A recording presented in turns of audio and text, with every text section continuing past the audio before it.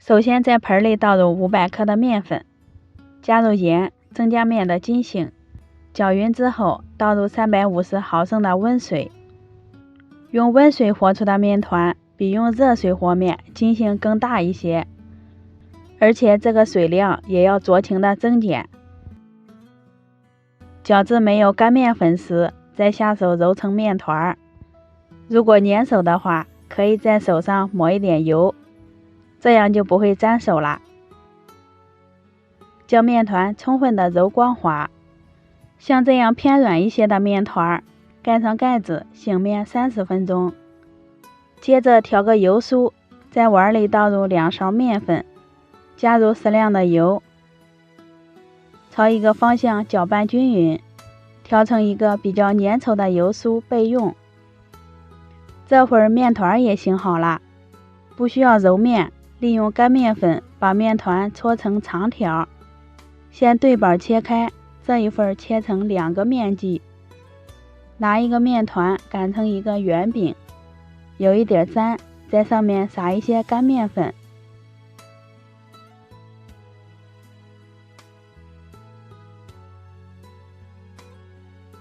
擀好之后呢，再淋上调好的油酥，利用刮板将油酥均匀的涂抹开，这一步能让饼子更好的起层。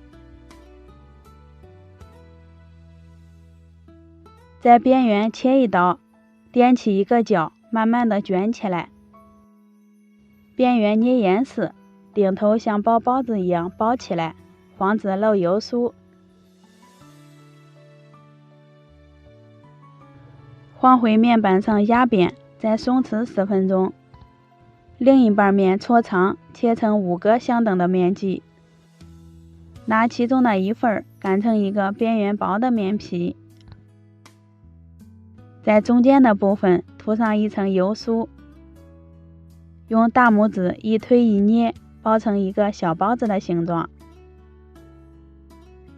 收口处朝下按扁，再松弛几分钟。醒好之后，先拿出第一个做好的面剂，擀成一个圆饼，厚度在3毫米就行了。小的面剂擀成一个牛舌状，两面都要擀一下，这样饼皮的厚度也一致。电饼铛提前预热，刷一层油，放入擀好的生胚，在表面刷一层油，锁住水分。开大火先烙上2分钟，生胚变色以后托起来换个面，再接着烙上1分钟。饼子已经完全鼓起来了，说明里面已经起层了。烙至两面金黄就可以出锅了，闻着就特别的香。接下来烙口袋饼，用大火先烙上1分钟，底部微黄换个面，用铲子推动几下，使生胚受热均匀。再次换面以后，饼子就会鼓起大泡了，是不是很神奇呀？两面金黄就可以出锅了。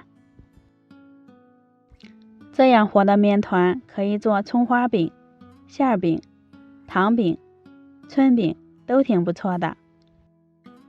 吸水量足，饼子也很柔软。